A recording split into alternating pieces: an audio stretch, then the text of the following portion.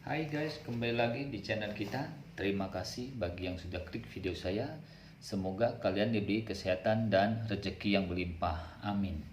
Terima kasih juga buat yang sudah subscribe dan terus mendukung channel kita.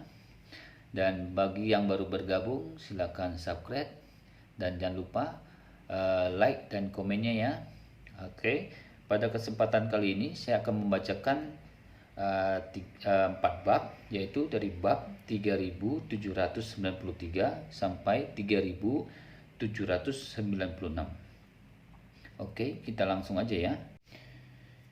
Bab 3793. Ye Chen yang berada di dalam suasana hati yang benar-benar berlawanan dengan Fei Kexin sedang dalam perjalanan pulang saat ini.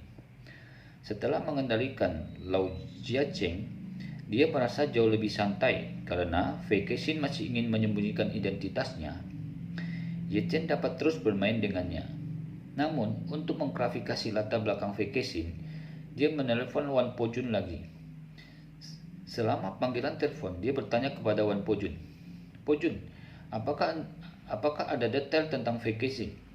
Wan Pojun buru-buru berkata, "Tuan Ye, informasi yang saat ini dipegang oleh bawahannya menunjukkan bahwa Fei Kexin adalah seorang wanita muda dari keluarga Fei di Amerika Utara. Dan keluarga Fei ini adalah keluarga Cina yang cukup kuat di Amerika Utara. Lebih baik daripada keluarga Li di Pulau Hong Kong dan keluarga Su di Cina." Setelah berbicara, Wan Pojun berkata lagi, "Pendiri keluarga Fei yaitu pemilik keluarga saat ini bernama Fei Yanzhong. Dia adalah generasi kreatif yang telah belajar di luar negeri beberapa tahun yang lalu. Tetapi sekarang lebih dari 90 tahun. Dikatakan bahwa kondisi fisiknya tidak baik. Hebat kurasa ini hampir penghujung hari." Ketika Ye Chen mendengar itu, dia tiba-tiba menyadari. Tidak heran Fei Kexin ini berusaha untuk mendekat dengannya dan keluarga saya. Inilah alasannya. Dia telah melihat nama Fei Yanzhong dari daftar pendaftaran lelang. Dikombinasikan dengan umpan balik informasi dari Wan Pojun, tidak sulit untuk menebak bahwa Fei Yanzhong harus tahu bahwa waktunya hampir habis. Jadi dia tidak sabar untuk mendapatkannya. Dan dia harus khawatir tentang kecelakaan di pelelangan. Jadi dia mengirim Fei Kexin ke negara itu terlebih dahulu untuk menemukan petunjuk tentang pil peremajaan dari saluran lain. Ini juga akan memiliki efek asuransi ganda. Setelah memahami ini, Ye Chen bertanya kepada Wan Pojun, "Apa status Fei Kexin ini dalam keluarga Fei?" Wan Pojun menjelaskan, "Fei Kexin adalah cucu perempuan Fei Yanzhong, tetapi dia menempati urutan yang paling muda di antara cucu-cucu Fei, dan yang tertua dari saudara laki-laki dan perempuannya di generasi yang sama berusia lebih dari 50 tahun.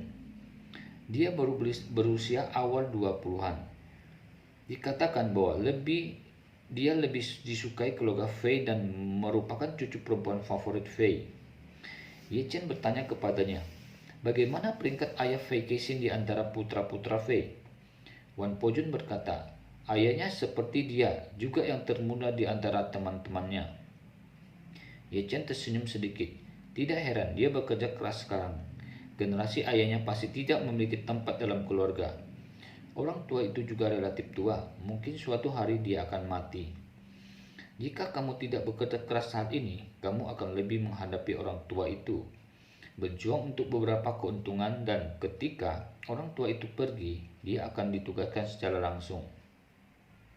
Ya, Wan Pojung menghela napas. Ini juga tempat yang tidak dapat dihindari oleh semua keluarga besar. Setelah patriark baru menjabat, dia pasti akan membersihkan saudara-saudaranya. Ketika dia tua, hal-hal seperti itu akan terjadi. Itu terjadi lagi kepada anak-anaknya. Ye Chen menjawab, "Ya," dan kemudian bertanya, "Pojun, informasi lebih detail apa yang ada tentang Fei Kexin?" Wan Pojun berkata, "Tuan Huiye, Fei Kexin tidak memiliki banyak informasi. Riwayat hidup terutama dirinya dari dua bagian. Salah satunya adalah sejak dia berusia 6 tahun hingga tahun lalu, sebagian besar energinya pada dasarnya dimasukkan ke dalam dari segi akademi. Dia dianggap jenius dan master akademik. Dia berusia 22 tahun dan telah memperoleh gelar PhD di Stanford. Yang lainnya adalah dia telah terpapar manajemen bisnis sejak dia masih remaja. Fei Yanzhong memiliki proyek dengan nilai pasar lebih dari 100 juta yuan diserahkan kepadanya untuk berlatih. Dikatakan bahwa efeknya sangat bagus. Ye Chen mengira Fei Kexin ternyata lulus Stanford. Stanford adalah alma mater ibunya. Jadi, jika dihitung, Fei Kexin dan ibunya berada di sekolah yang sama. Namun, ini tidak membuat Ye Chen sedikit lebih menyukai Fei Kexin. Dia sangat pintar tentang mekanisme Fei Kexin. Meskipun dia sedikit mengagumi, dia tidak menyukainya. Pada saat yang sama, Fei Kexin di hotel menaruh bak mandi air panas untuk dirinya sendiri. Setelah mencuci timahnya, dia merendam tubuhnya di air panas, memaksa dirinya untuk merilekskan tubuh dan pikiran, dan kemudian memperbarui dirinya di dalam hatinya. Semua hal yang terjadi malam ini telah ditimpa. Kita lanjut lagi bab 3794. Apa yang terjadi malam ini, selain mengejutkan dan menakutkannya, juga sedikit membuatnya merasa sedikit aneh. Dia selalu bertanya-tanya, siapa yang bisa dengan tepat menargetkan tubuh Lao Jiacheng? Apalagi start lawan sangat sederhana dan rapi, tanpa meninggalkan petunjuk apapun.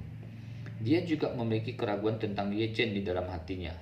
Tetapi pemikirannya akan selalu dielakkan oleh apa yang dikatakan Lao Jiacheng sebelumnya. Dia selalu merasa bahwa meskipun Ye Chen misterius, dia seharusnya tidak begitu kuat. Dia juga ingat apa yang dikatakan kakeknya di telepon. Dan Tuan Yuan berspekulasi bahwa lawan yang ditemui Lao Jiacheng seharusnya adalah Master Rana Gelap, penguasa dan alam Zhongzhen dari alam Ming tidak pernah terdengar, dan penguasa alam gelap yang satu tingkat lebih tinggi dari seluruh alam Ming, bahkan lebih langka di dunia. Ini membuat Fei Kexin memandang Jinling dengan kagum. Dia tanpa sadar mengutak-atik air di bak mandi sambil bergumam pada dirinya sendiri. Saya benar-benar tidak dapat menginginkan kota yang hanya dapat menempati peringkat ke-10 di Cina, tetapi akan bersembunyi ada sebuah Master Rana Gelap. Dan selain Master Rana Gelap, di kota ini ada juga Master Ye yang bisa membuat pil peremajaan. Jinling kecil benar-benar Chongqing Tiger Hidden Dragon. Memikirkan hal ini, pikiran Fei Kexin tiba-tiba melontarkan sebuah ide. Dia mengerutkan kening dan bergumam pelan. Ye Chen memiliki pil peremajaan. Melalui berbagai rute yang dia peroleh, dia pada dasarnya bisa duduk. Pil ini tidak hanya dapat menghidupkan kembali orang, tetapi juga membuat orang lebih muda dan lebih muda. Pada usia itu, dari 10 itu juga benar-benar memiliki efek seperti itu. Itu akan membuktikan bahwa pil semacam ini sendiri memiliki energi yang sangat kuat.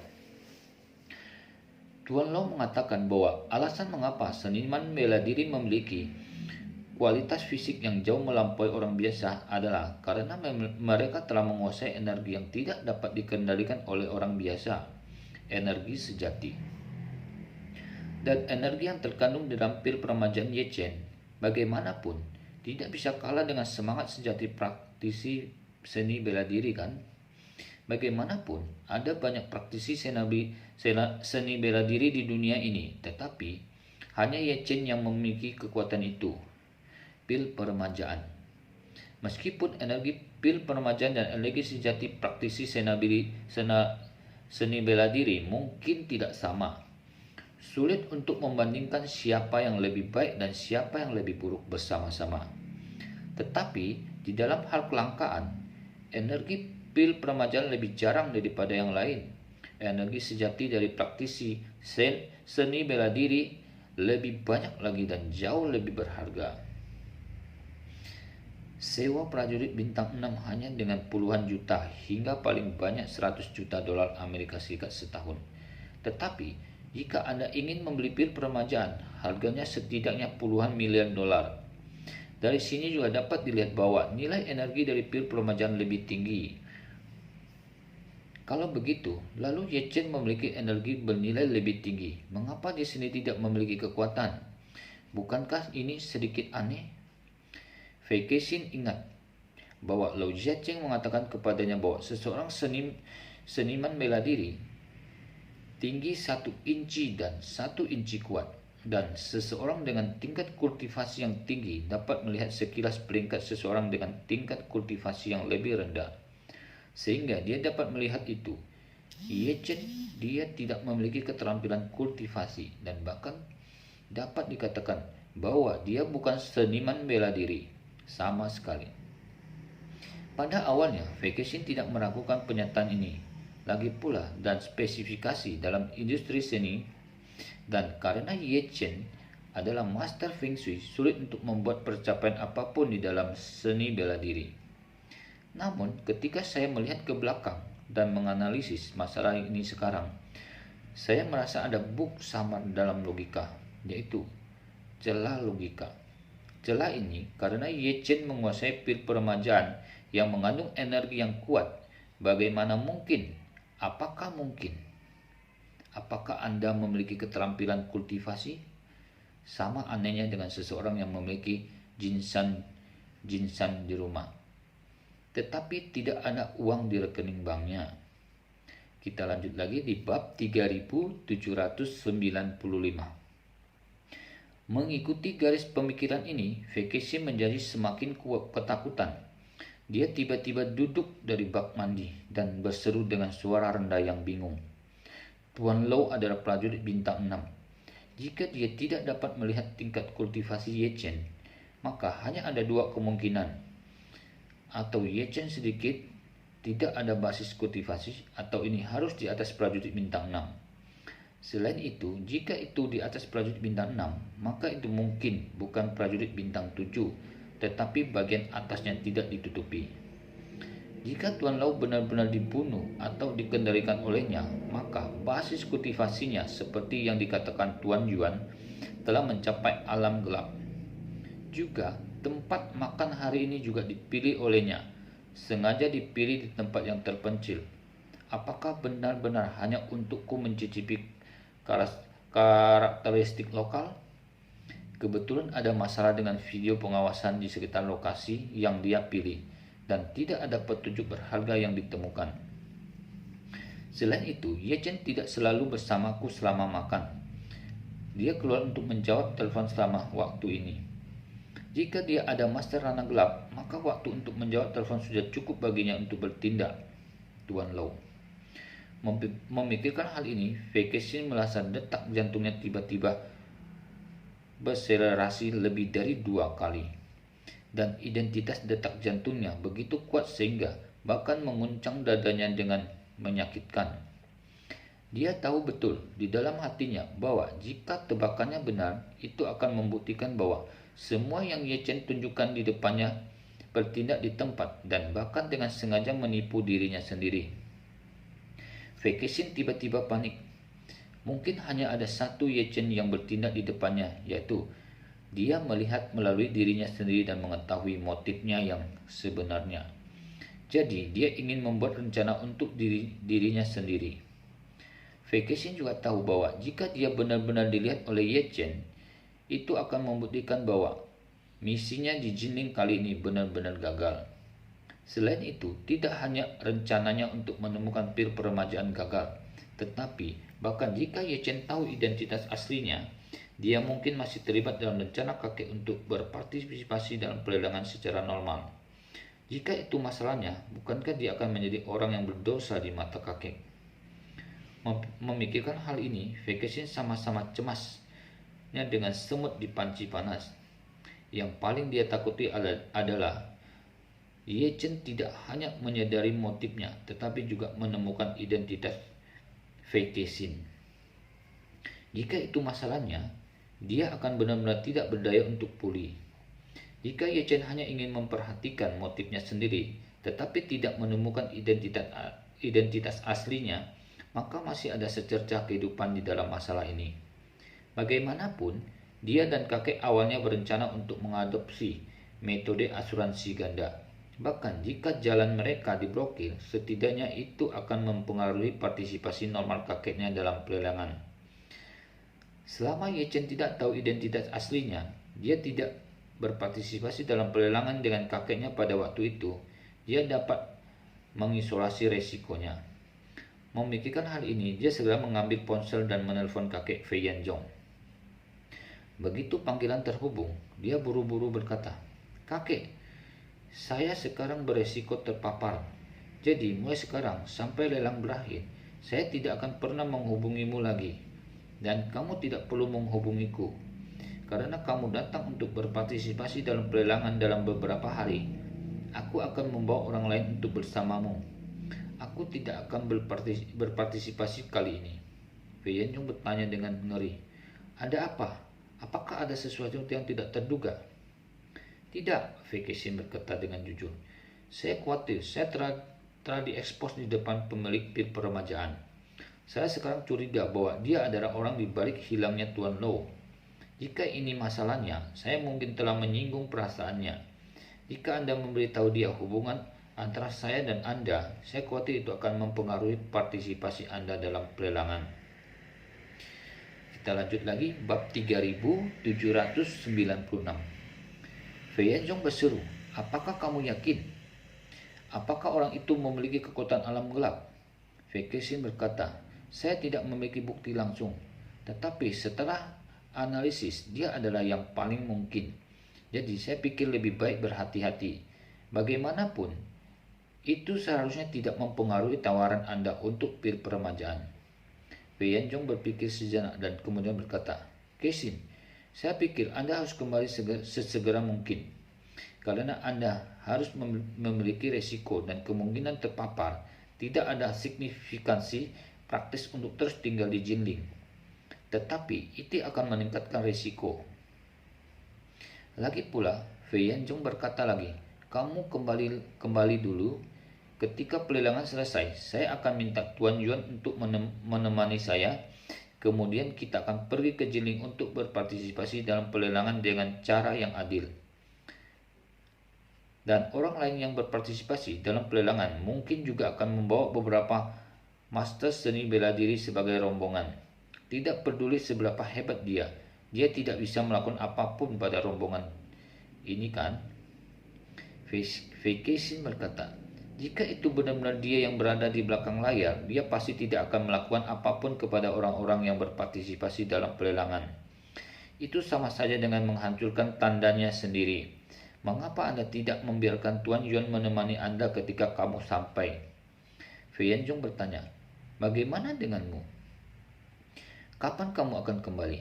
Fei Kexin berpikir sejenak dan berkata, "Aku masih tidak akan kembali sekarang." Fei Yanzhong buru-buru bertanya, "Kexin, apa yang akan kamu lakukan di sini hari ini? Ini berbahaya." Fei Kexin menjelaskan, "Kakek, berdasarkan apa yang saya ketahui tentang orang ini akhir-akhir ini, dia adalah orang yang sangat rendah hati. Jadi dia pasti tidak akan muncul secara langsung di pelelangan ini. Sangat mungkin bahwa pelelangan akan mengejutkan, harga setinggi langit di dunia. Tetapi seluruh dunia masih tidak tahu siapa dia. Dan akhirnya aku menemukannya. Jika aku begitu takut olehnya, bukankah itu akan membuang-buang kesempatan bagus?"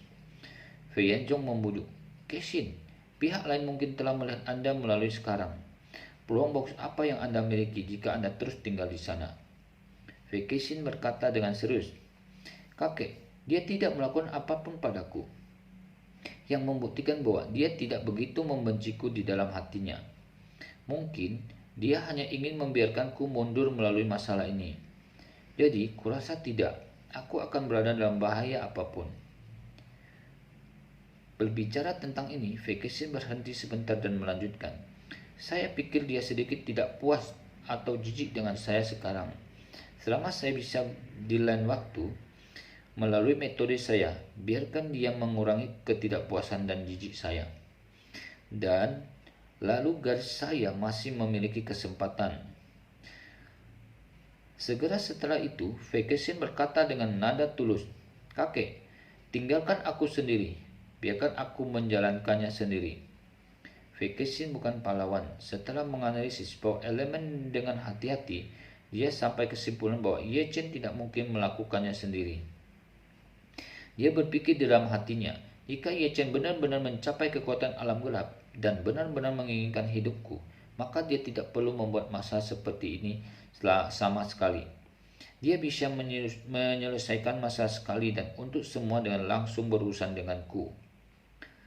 Tapi karena dia tidak melakukan ini, dia memilih untuk melakukan trik, menemaniku berakting bersama, dan bahkan membawaku ke pinggiran kota untuk makan malam tanpa terlalu banyak kesulitan.